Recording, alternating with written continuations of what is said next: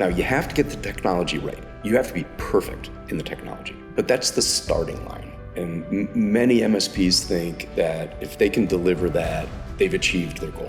On top of that fidelity of service, you have to deliver an incredible customer experience, and you have to make your customers better at what they do than they could ever get on their own. And building that baseline of technical fidelity and then delivering that value on top, most MSPs miss that.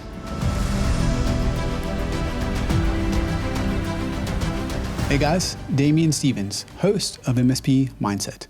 And today I continue my mission to interview 100 of the fastest growing and most interesting MSPs on the planet. Today I am so excited to be joined by Gerry Miller. Now, from day one, he focused on a single niche and never deviated: healthcare in the cloud. What did that mean? Margins that are the envy of every MSP on the planet, and a guy with a conviction to turn down $1 billion opportunity. If you want to learn how he built his MSP in an amazing way and an amazing speed, don't miss out on our conversation. Quick side note, he cares so much about healthcare that we do a deep dive in the beginning about who he's serving and why. Bear with us, you're not going to want to miss out on the rest of that conversation. Healthcare is definitely my passion. I did not start out trying to be a healthcare professional. I mean, my background is music, so that's what I studied in college. But like many things, this is my fifth go around as an entrepreneur, and I just got lucky. So 13 years ago, a friend of mine called and asked if I would help him architect a healthcare solution. I had no background in healthcare, so I had to learn very quickly. But what I learned is that it's 1/5 of our GDP. I mean, we spend so much money on healthcare, and we're really inefficient with it. And interestingly enough, so a month ago in Montenegro, I got really sick. I got COVID. And Oh no. I got that latest strain, and I'm an asthmatic, so I ended up having to go to a clinic. I spent maybe 5 hours getting x-rays and blood tests and this and that. When I checked out, I spent 108 euros. That would have been $12,000 or $15,000 at a hospital in the US. Yeah. So our system is broken because we don't take care of healthy people. We take care of sick people. And the sicker you are, the more money you spend.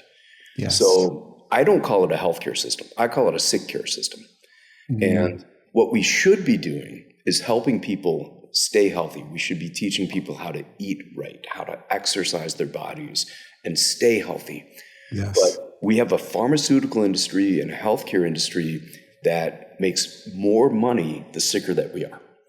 And that is as broken as can be. And so as I learned more about this industry, it just became a passion for me because we can make people's lives better.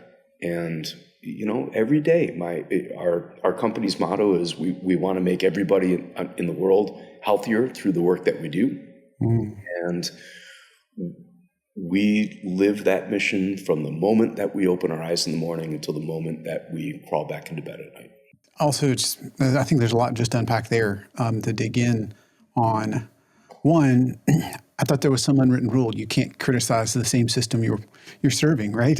So to talk about that, I love that because, you know, I've had many conversations with practitioners and other things, and, you know, they can only help you if you're sick, and they can only prescribe things if you're sick enough in certain ways. Yeah. So.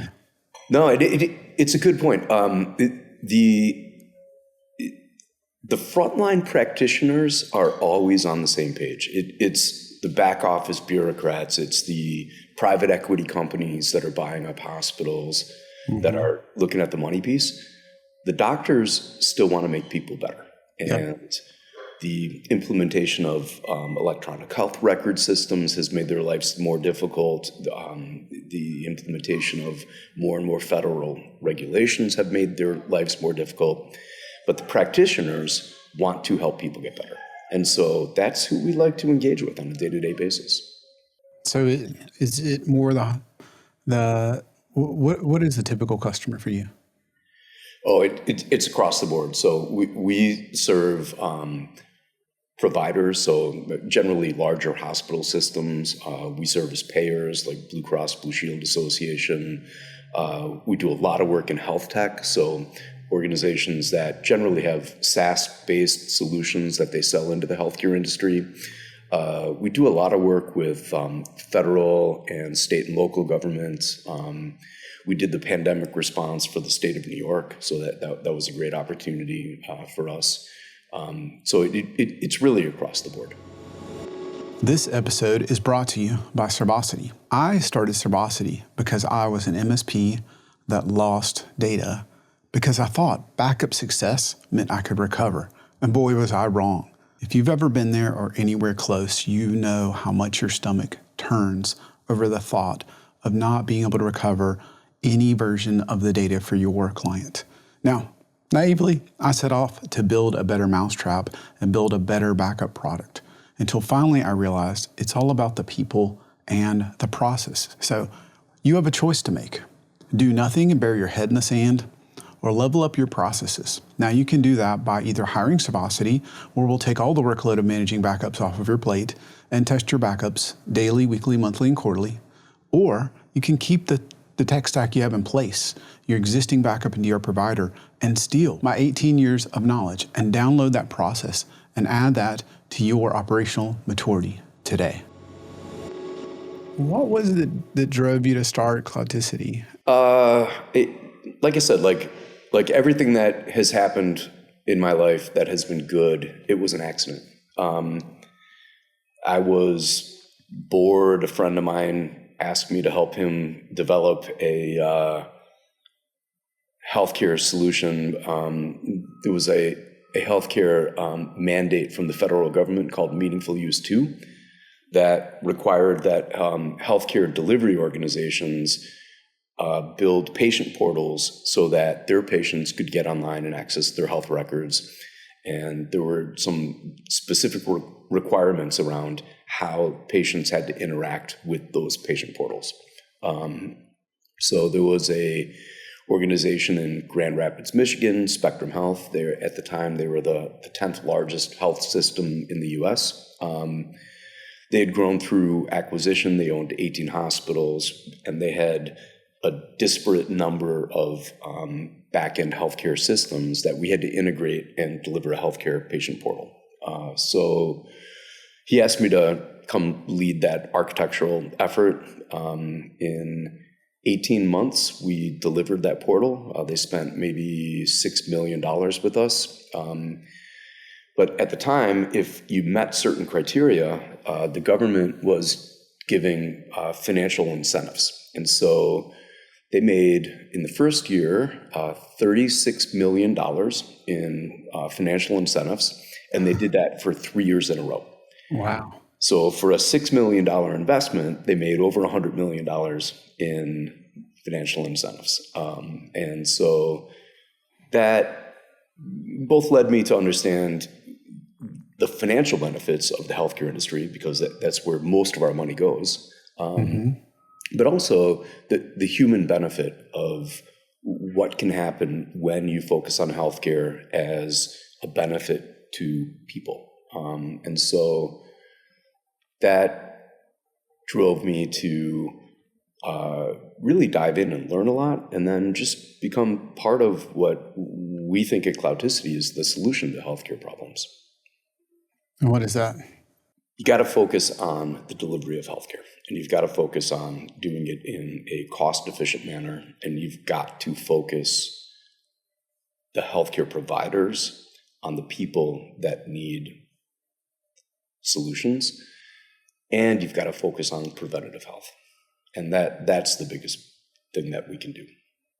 And how does that contrast with the same old way or the way it was being done? Well, again, healthcare is generally reactive. And so we take care of people. They show up at the emergency room. They're having a heart attack. They're sick.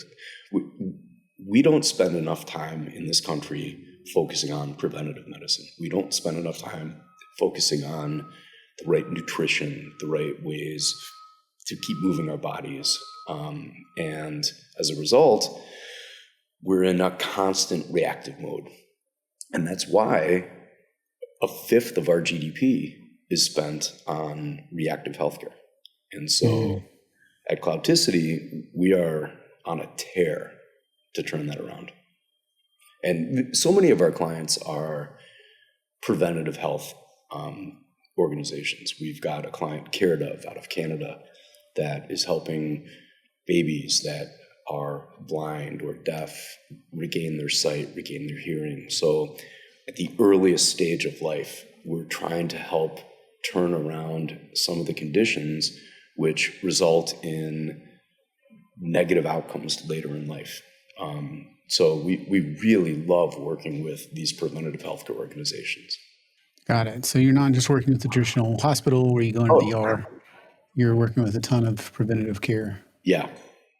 So I'm just going to ask the question that's on my mind because it seems like everybody's buying like the same system, maybe Epic or whatever it is, and you just put it in and then do the same things. Right. And maybe you manage the technology, and that's needed to keep the lights on, right? Yeah. Or whatever. Yeah. But how do you tie that to your mission, and how do you deliver versus just, and deliver in a way that's tied to your mission, not just here's a, SaaS app or a. Yeah. No, great question. So, Epic, Cerner, Allscripts, the meaningful use to laws that we talked about earlier required the adoption. Epic obviously is the 100-pound gorilla out there. We see hospitals. We have one customer, one of the top hospital organizations in the world, $18 billion organization. They had $1 billion Epic rollout. So, but what we're seeing is that the doctors hate working with this software, and we saw once the EHR requirement rolled out, we saw a massive retirement wave of doctors because if you think about you go to your doctor now. There's a laptop in between you and your doctor. And so the software, from our perspective, has become an impediment to care. And it really should be an adjunct to care. Mm-hmm. So what we work on is removing all of the cruft that makes it so difficult for a doctor to work directly with a patient, and making that software a benefit to that relationship versus what it is today in general. It's just a barrier between patient care and doctors. They have to chart things and they have to stay up until 11, 12, 1 o'clock in the morning charting back into the EHR. We think that there are ways that you can use AI to capture voice and to translate that automatically. My son it's called a scribe, where it's generally a kid that sits in the room and does the typing into the EHR. All of that should really be beneficial. And so we've got this incredible investment in software that should enhance the doctor-patient relationship that to date, it's just not lived up to its promise. And so we at Cloudticity work exceptionally hard at identifying those companies that are using AI, that are using innovative technologies to turn the EHR experience for a doctor and for a patient into something that actually benefits both parties involved in that medical relationship. Interesting. Can you give me an example of how you make it better? I mean, it doesn't have to be vendors, but just I'm out of curiosity because I picture, no matter which the vendor, I just, when they get that large, I just picture these incumbents that don't move agilely. And then I picture you saying things like, let's help the patients and let's do AI and let's do all these things. And I picture things that don't go well together, like agile and fast and AI and exactly. behemoth bureaucratic type systems. So good question. So one of the best things that we've seen is helping move all of that software to the cloud. So Epic is a little bit difficult to move to the cloud, but we've worked really closely with AWS and with Azure to build common ways of moving Epic to the cloud. The interesting thing, when you move Epic to the cloud, there are about 10,000 software packages, we call them co-travelers, that go along with Epic. So it's everything from charting software to imaging software to documentation software. Still, strangely enough, in the medical world, the most common way of exchanging health records is through fax. So fax software, go figure. But when you move these things to the cloud, things move much more quickly, and we can apply AI technology. So when you're doing, for example, an imaging study, you can use AI, which has gotten better than doctors at diagnosing illnesses based on imaging studies. So we're seeing significantly faster and better diagnoses. We're seeing faster patient integration and interaction. And so we're seeing significantly better patient interactions. So I'll give you an example. When we built the first health information exchange on the cloud, and this was 13 years ago, we came in at the last minute, and they were not going to put their health data on the cloud. 13 years ago, the idea that a healthcare organization was going to move data outside of the four walls of their data center was unthinkable. So we ended up, we simulated the ADT traffic, like the admit discharge traffic of every healthcare bed in the US, and we ended up winning that deal. The timeline for implementing that health information exchange was 18 months. We had it up and running in 6 weeks. Wow. And yeah. So 7 weeks later, the technology director, the guy that chose us, he had a 2-year-old daughter, and she started limping. So they brought her to an orthopedist. They did some x-rays. They determined she had like a hairline fracture in her tibia. And the orthopedist said, it's a toddler. Like, this happens. We'll put a cast on it. 3 weeks later, she'll be fine. By the time they got home, there was a urgent call. What they didn't know at the orthopedist was that when this little girl was born, she had a heart condition. And as an infant, she had open heart surgery. And what presented as a tibial fracture in a normal toddler was a sign of cardiomyopathy in her condition. And they rushed her to the emergency room, and they saved her life. Wow. And the message that got from the orthopedist to the cardiologist traversed the health information exchange that we brought live in 6 weeks instead of 18 weeks.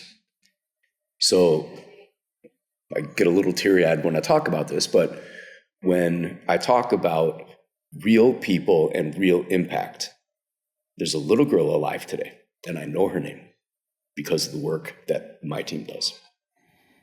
Wow. That's a much deeper connection. It's a much deeper connection to blinking lights in a closet than most people are able to make. That's life, literally, life or death. Yeah. And you know what? I love technology. I love coding. I love all of the behind the scenes things, but we can never forget why we do what we do. And when we get out of bed in the morning, my team thinks about the people that our customers serve. And that's the key difference. So I want to go back to that. How did you manage to shrink 18 months into 6 weeks? What's that? How did you manage to shrink the 18 months to 6 weeks in terms of because that system wouldn't have been turned up yet, right? Yeah. So cloud was the difference. the initial plan was to procure hardware and then wait for boxes to show up and unpack servers and put them into a data center and rack things. And in the cloud, you can provision servers in seconds, not in months. And so at Cloudticity, we learned early on the value of automation and the value of the agility that cloud brings, and to quickly provision things that would take 10 times longer in physical data centers. And so that's sort of been our mantra from day one. And that was our second client. And when we were successful there, we really learned how we should invest in being able to automate everything around provisioning and to accelerate. And our clients experience tremendous gains from the agility that the automation of cloud brings about. I want to go back to that. So you won this before anybody was willing to really put a major healthcare system in the cloud. Yeah. And then I think, I know people still run into this, like AWS says, like, we won't sign a BAA. This was before AWS would sign a BAA. Yeah. So how did these seem like insurmountable challenges, like government, or not government, but things that are almost like government, and then regulations? How did you overcome what could seem like an insurmountable challenge? I mean, that's just one of, I'm sure, a ton you probably have.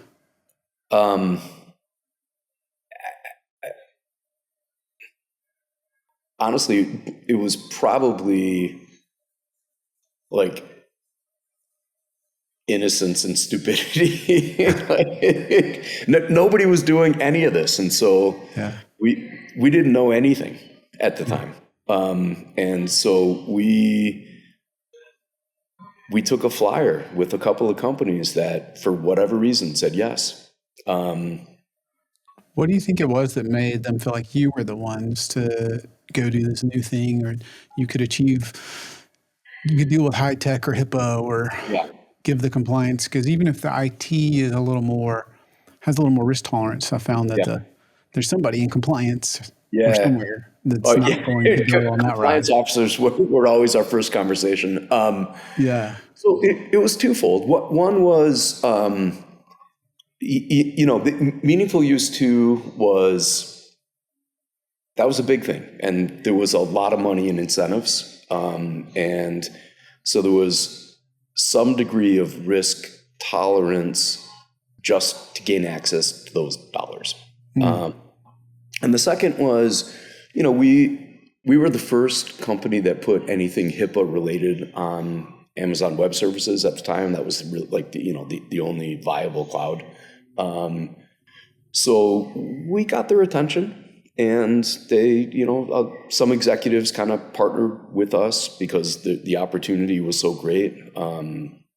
We delivered the first HIPAA session at Amazon reInvent in 2013, and it was, I guess, just the perfect storm, right? The confluence of government regulation changes, of this brand new technology that was out there. As it turns out, healthcare collects a lot of data.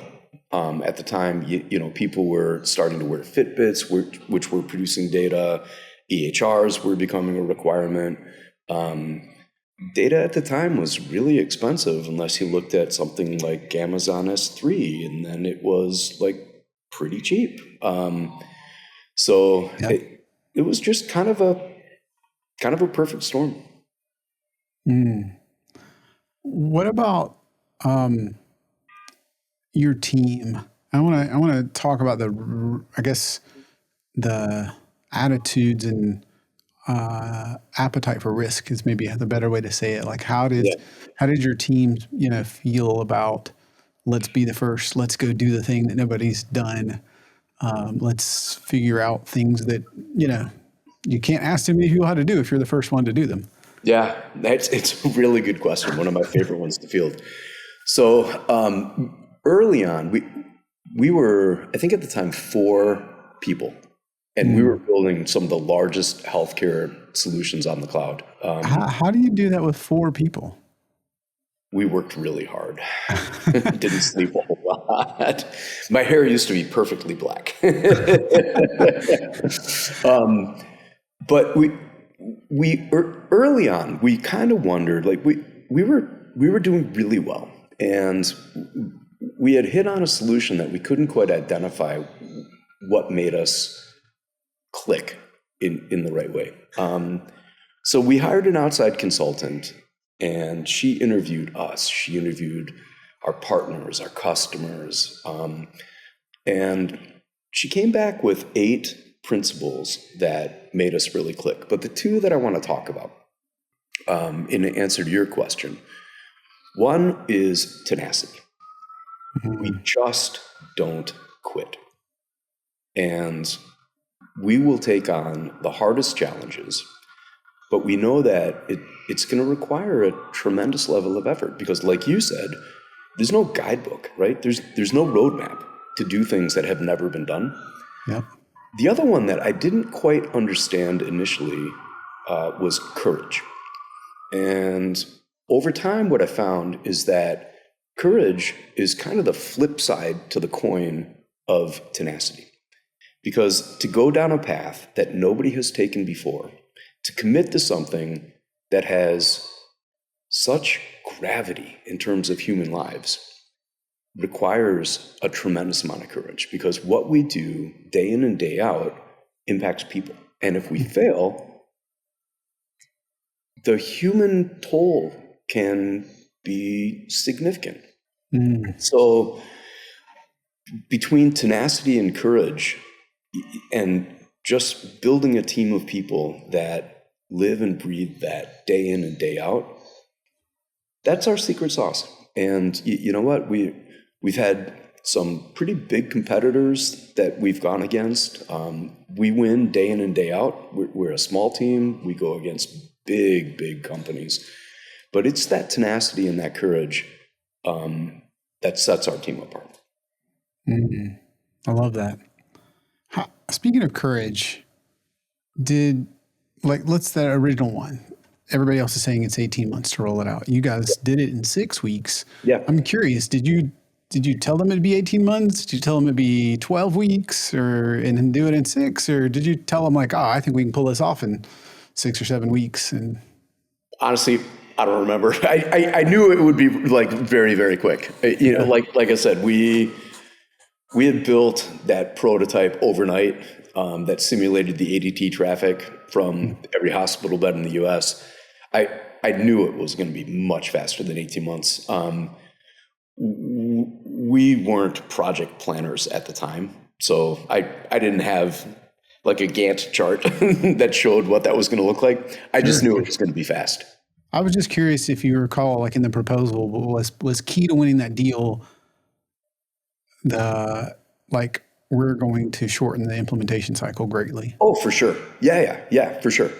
Yeah, they were still like procuring hardware, and we were processing HL7 overnight. So they knew that it was going to be much faster with us. Now break that down. What's HL7? Oh, sorry. HL7 is the standard healthcare messaging format. So every time you show up at a hospital, every time that you show up at your doctor, there's a computer message that is captured, and that's called HL7. So I want to dig in a little bit more. How much of either what you did then or what you're doing now, is it actual software development? I know a picture like you're more of a managed service and you're implementing some EHR on cloud. So then that, I don't want to put words, but like that's more infrastructure management, or do you actually have to write a lot of software to say that this stuff doesn't actually work? Great question. So our bread and butter, I mean, where we make our money is managed services, managed security, and managed compliance for healthcare workflows on the cloud. And the reason that we make money doing that is because it's cloud-based.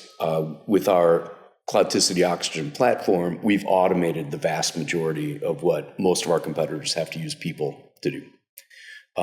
So what do you mean by that? Like, because I can picture maybe some deployment of some VMs as automated, or perhaps your network, your VPC in Amazon speak, but what do you mean, like a full stack, or like what level of automation? Yeah, so most of what we focus on today is compliance. We have 2,500-ish controls that we monitor automatically.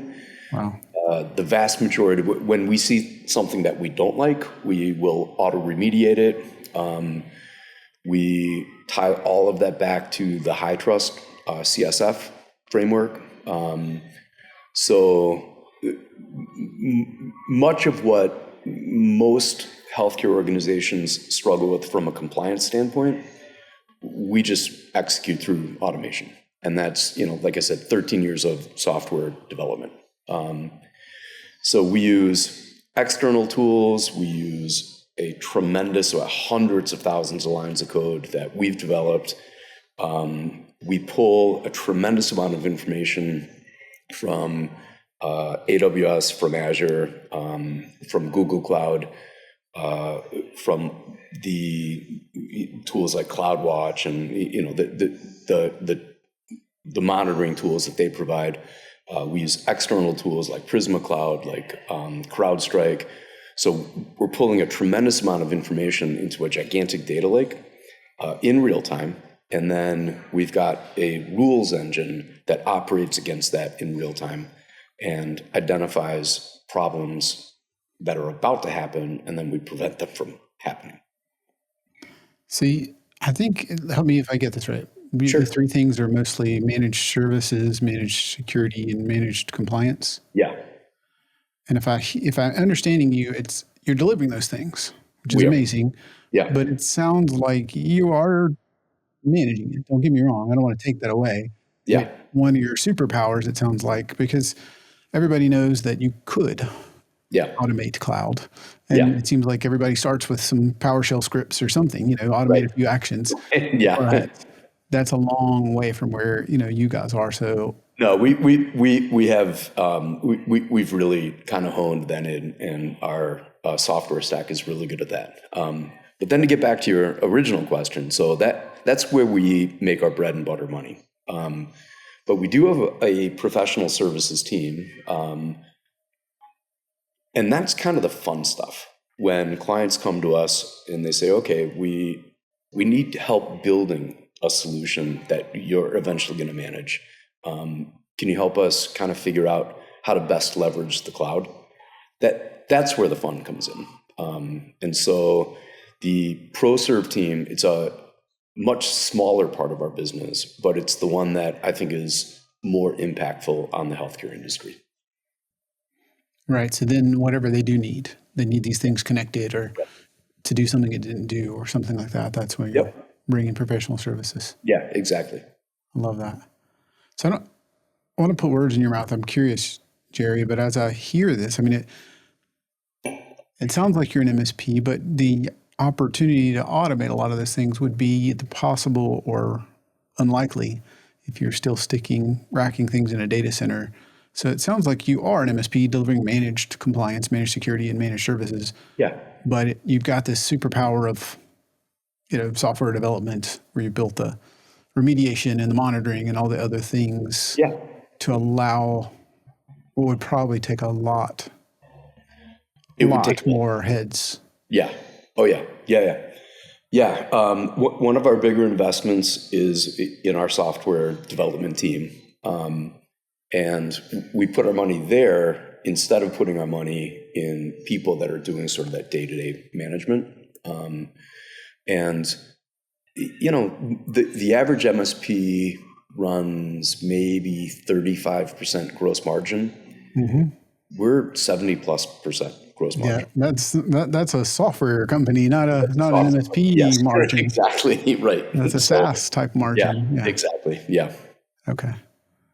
Yeah. So yeah, and I don't want to put words, but it's almost a SaaS business model in terms of the margins and the way you're able to execute with software, but you're delivering managed services instead of just saying, here's some off the shelf, you know. Yeah, and you know, we're never going to get away from having a team of people that deal with our customers. What we want to do is make those people as efficient as possible, and that's where the software comes in.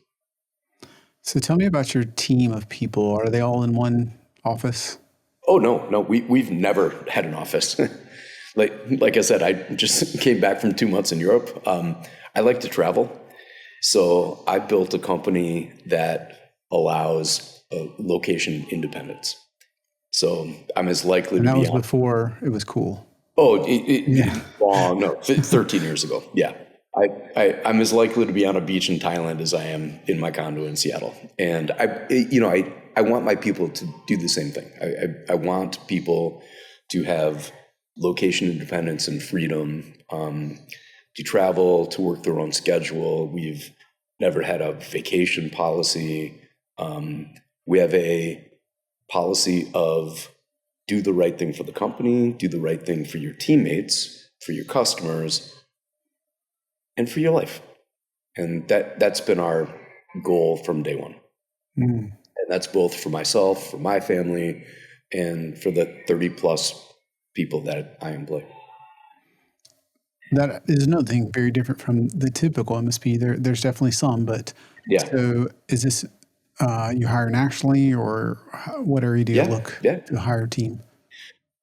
Yeah, no, we have no location preference. I've had people we can only hire U.S. citizens because we do like federal data and that sort of thing. So, but I had a U.S. citizen guy that lived in Israel. Like we have people around the world.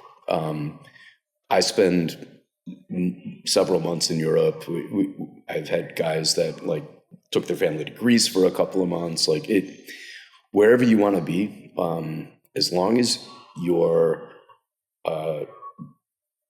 displaying fidelity toward your team's needs, toward your customers' needs. I don't care where you are. I don't care what time you're up. I don't lead that way. So you built it by design that way. A Yeah, lot of us were forced into that world yeah, when a post-COVID world, yeah, and I've learned that we were set up better because we were starting to hire remotely, but we yeah, were still primarily in an office and then hired remotely. And yeah, I've yeah, learned that hybrid is different, all remote is different, in office is different. And there's yeah. pros. I think there's some pros and cons when it comes to things like culture. So, how do you maintain the kind of bonds and culture that you want when you have not only different locations, but sounds like different work hours and time zones? Yeah. No, good question.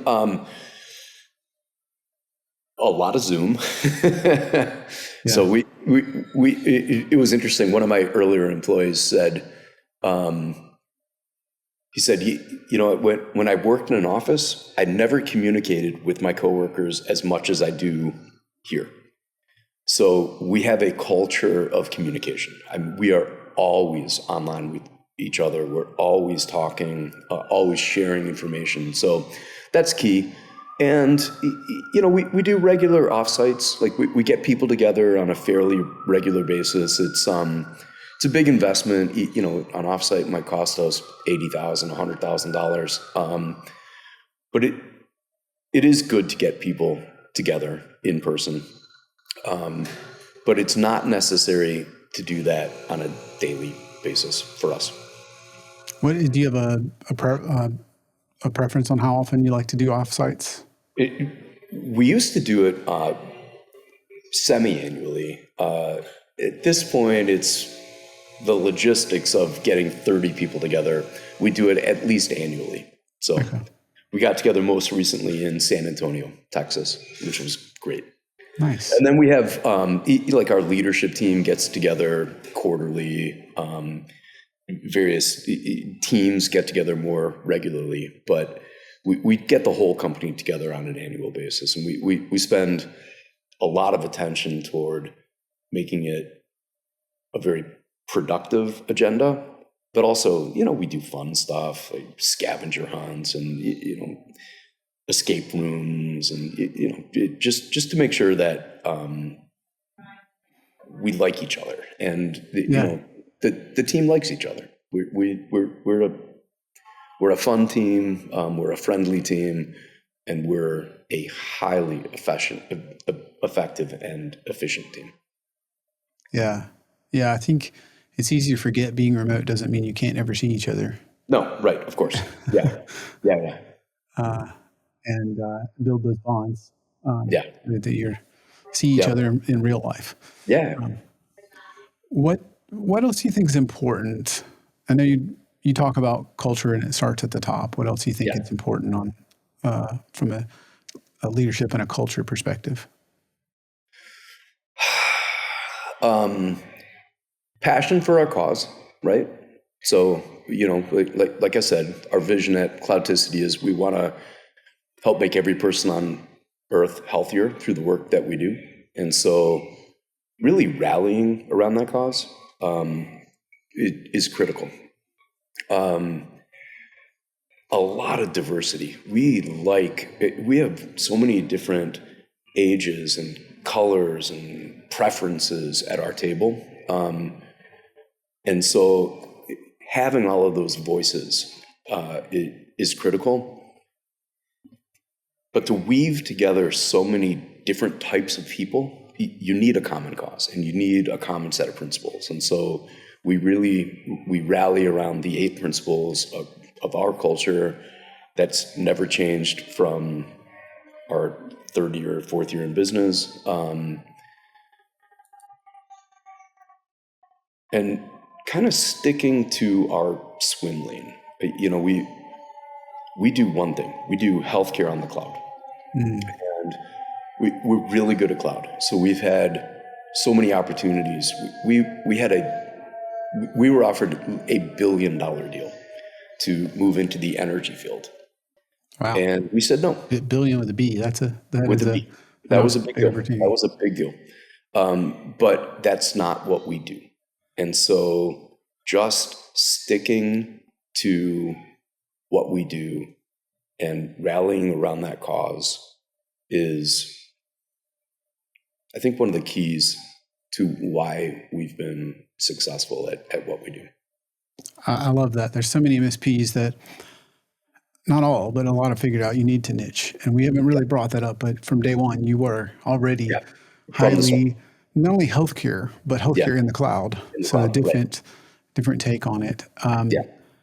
And I think it's easy to say, it's easy to read about, it's harder to do. And I can't imagine what went through what kind of process did you guys go through? Like how entertaining a $1 billion deal, right? Because I think a lot of people would say, well, we do need to focus. But on the other hand, with that size deal, we can have a whole nother team that focuses. We get another team the size of ours or bigger, just to focus, quote unquote, on another industry. Because I know I've talked to people that say, we only serve 3 industries. Right. It would have killed us. Yeah. Is the answer. We weren't big enough to take that deal on, and we had to get really intentional about what it is that we're here to do. And what we're here to do is we make money, obviously, with our margins, we do well. And as a serial entrepreneur, I build companies that make money. But what we're here to do is to help every human on earth get healthier through the work that we do. And that was not in our vision.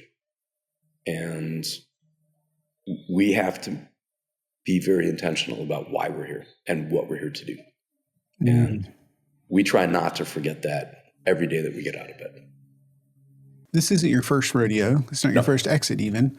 Lots of people, there's a few people who started multiple businesses and had failures, but you've had some exits, and this has come up again and again, and it's really interesting to me, but because you could be doing lots of things or nothing, it sounds like. So why is your mission to help people and their healthcare so important to you? Wow, it's a really, really good question.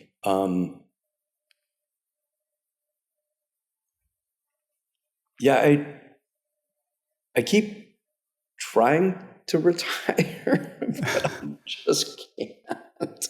Um, I,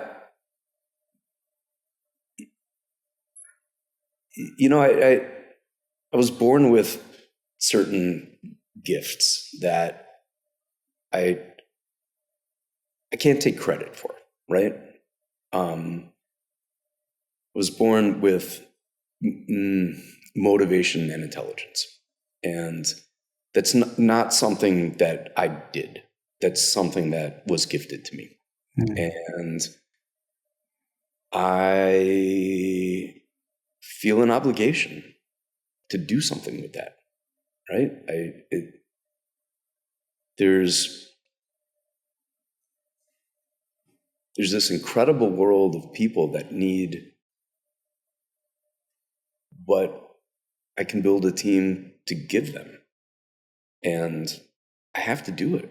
Like there's it's not even a choice. It's an obligation, and so every business I've started, it's been, I've tried to deliver some impact, and I don't see a day when I won't feel that drive. Like I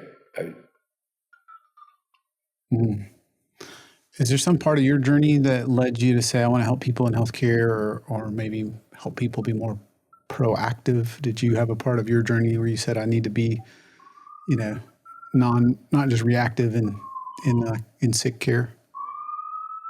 well, yeah. I mentioned I've had 2 heart attacks myself. I have been on all sorts of statin medication and blood pressure medication, and I one day just realized maybe I can manage this through more proactive, healthy living. And so I did a ton of research, and I found some supplements, and I changed my diet, and I don't take any medication. My health has completely normalized. So Wow. I know that through proactive intervention, people can become healthier. And we live in a society where our food industry lies to us, our pharmaceutical industry lies to us, our healthcare industry doesn't care about us until we're sick, and then they charge us a lot of money. And we as a society, we can do better. Yes.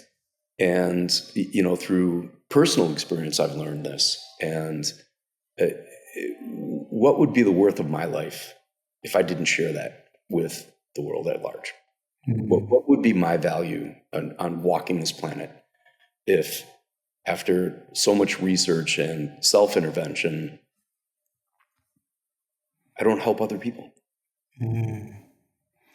So I've been very blessed to speak with an inordinate number of fast-growing top MSPs, and there's some that pick a good niche.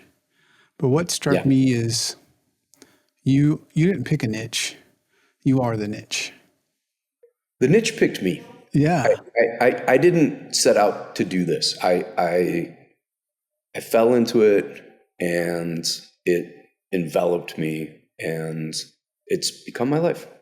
Yeah. It's like it seems to be your calling. It seems to be what you're here to do, at least in this season.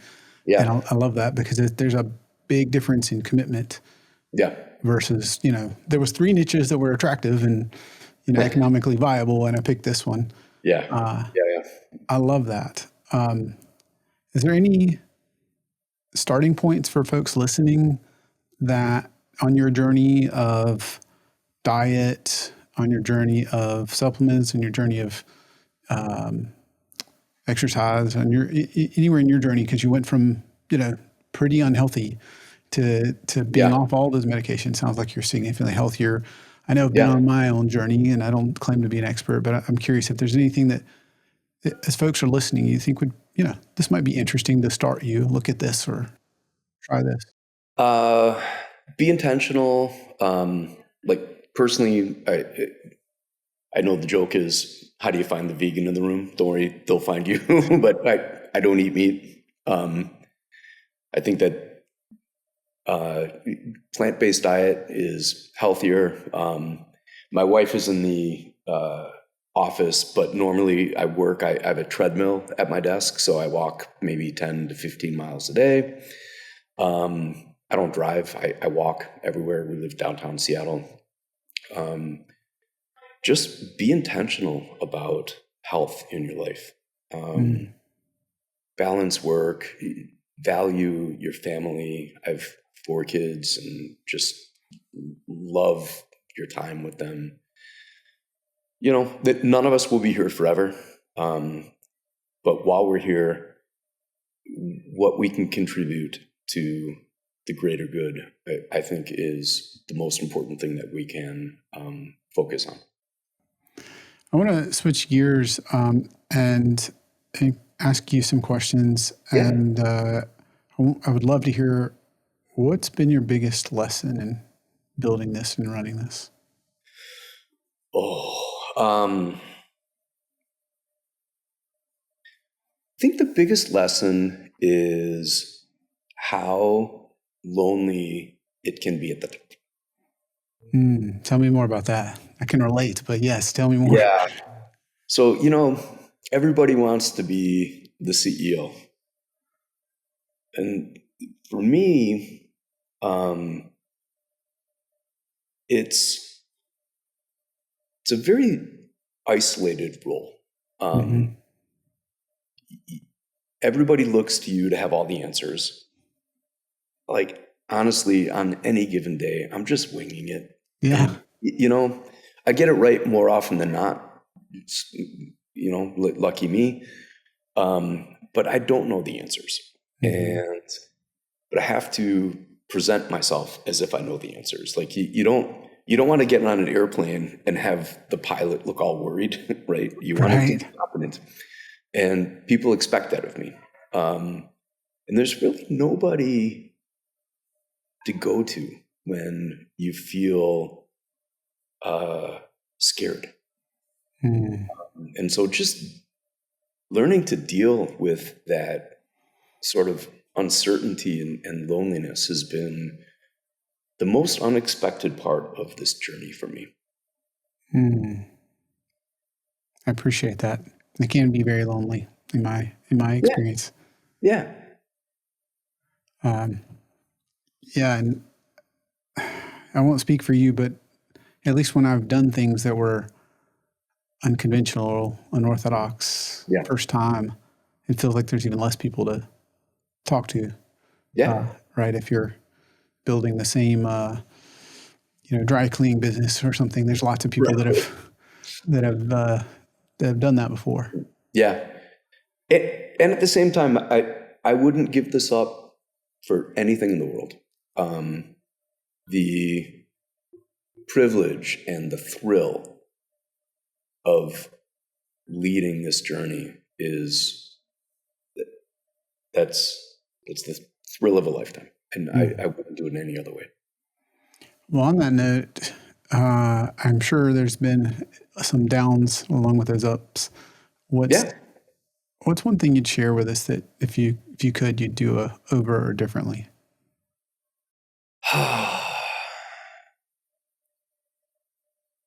That's a good question.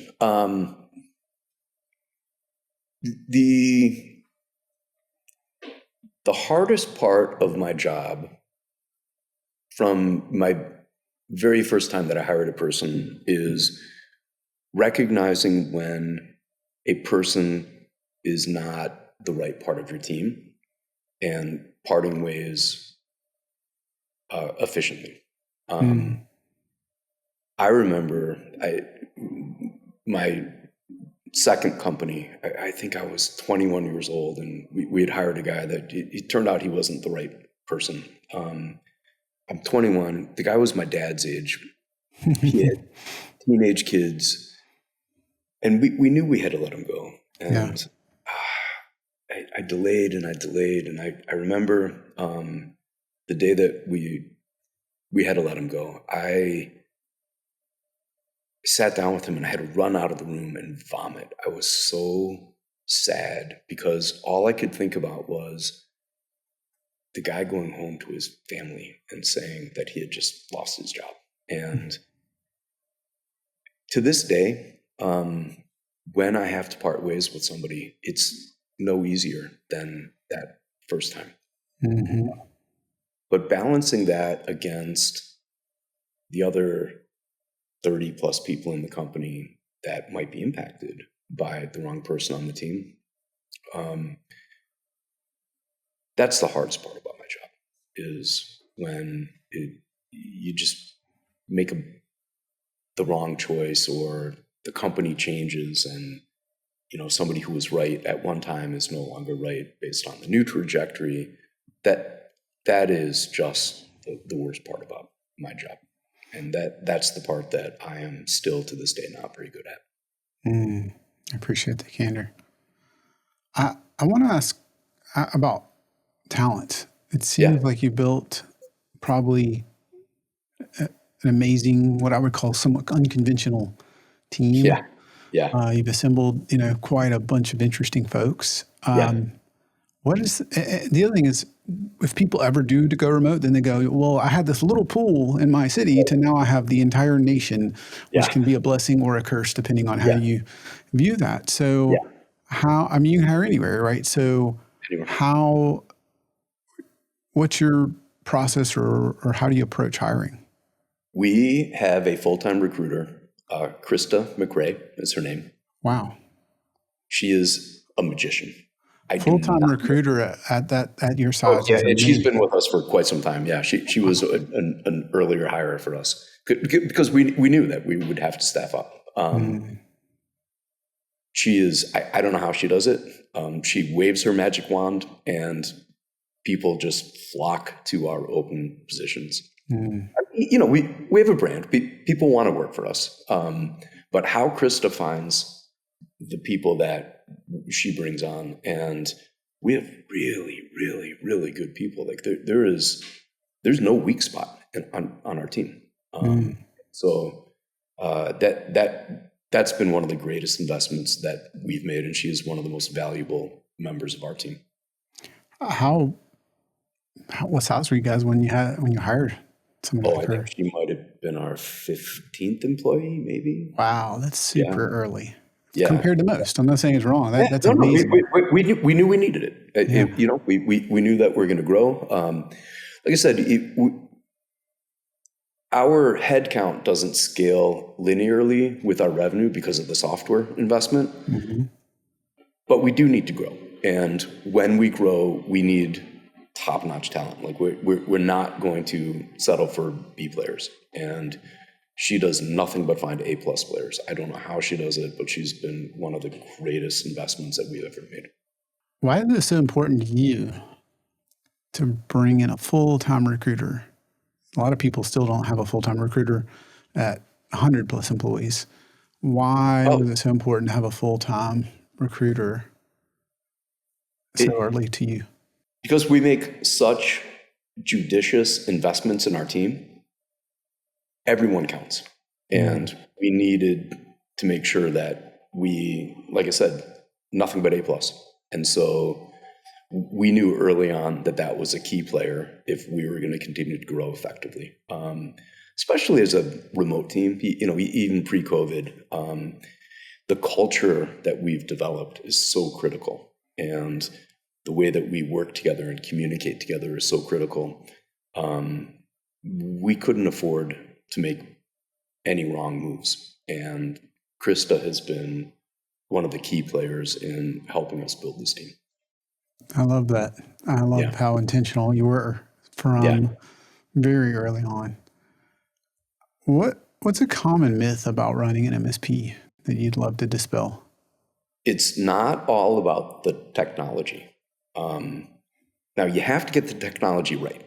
You have to be perfect in the technology, right? You can't be 99%. You got to be 100% all of the time. But that's the starting line. And many MSPs think that if they can deliver that, they've achieved their goal.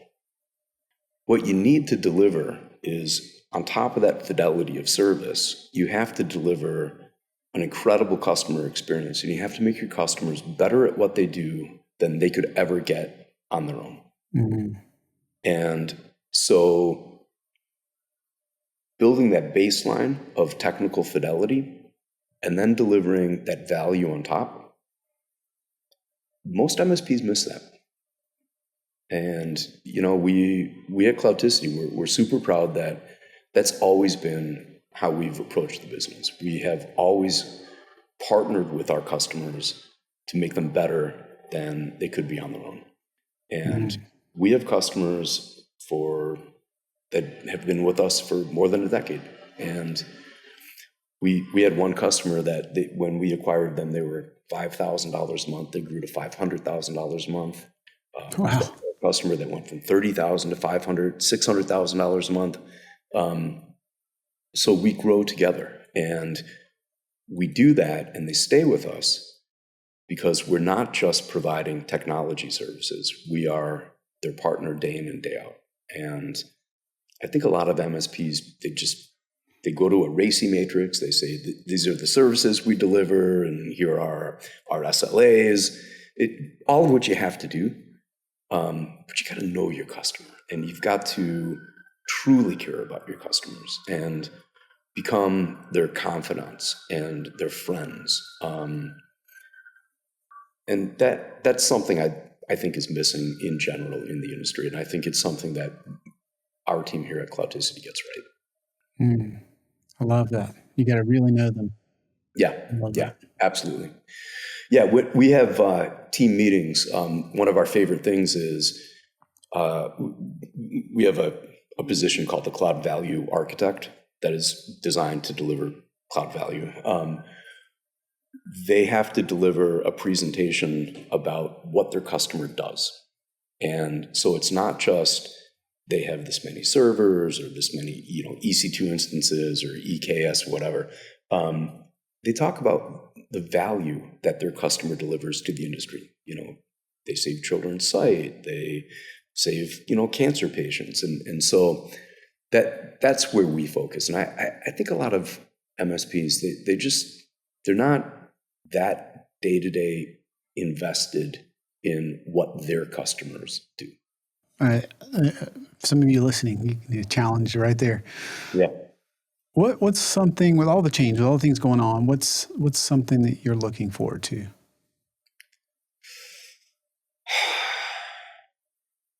I guess at my age, just waking up tomorrow. Like that? That's a fair answer. No, honestly, I love what I do. We'll exit at some point, but I really can't imagine a day of not doing this. I love this. I love everything about what we do here at Cloudticity. Every single thing about it. Wow. Is there anything, I don't know, AI is a buzzword or M&A is hot. Is there any particular trend or thing that you think you're looking forward to, like incorporating this for your team or your clients? Or AI for sure. It's a buzzword. We look at it a little bit differently. When you monitor 2,500 data points, there can be a lot of noise. So we think about AI in terms of just kind of like separating the wheat from the chaff.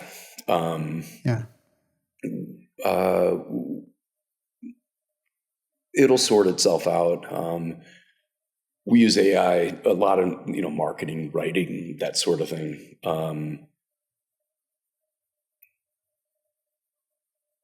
We're super excited. I mean, there's such tremendous advances in using AI, particularly around imaging and identifying diseases from imaging studies through automation, integrating disparate data sets. You've got genomics, you've got clinical data, behavioral health data, and these are gigantic data sets. So identifying commonalities across those and building customized clinical pathways is super exciting. So those are some of the areas that we're investing and our customers are investing.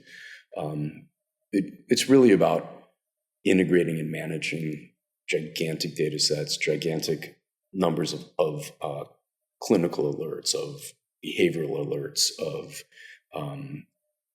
compliance alerts for environments. Those are areas where we think there's just a tremendous amount of upside and opportunity for improvement. So that's where we focus our time day by day. What's the number one book you would recommend somebody to read? The Hard Thing About Hard Things. All-time favorite book. Yeah. It's a great book. Yeah, it's a fantastic book. Yeah, I learned more from that book than I think from anything else.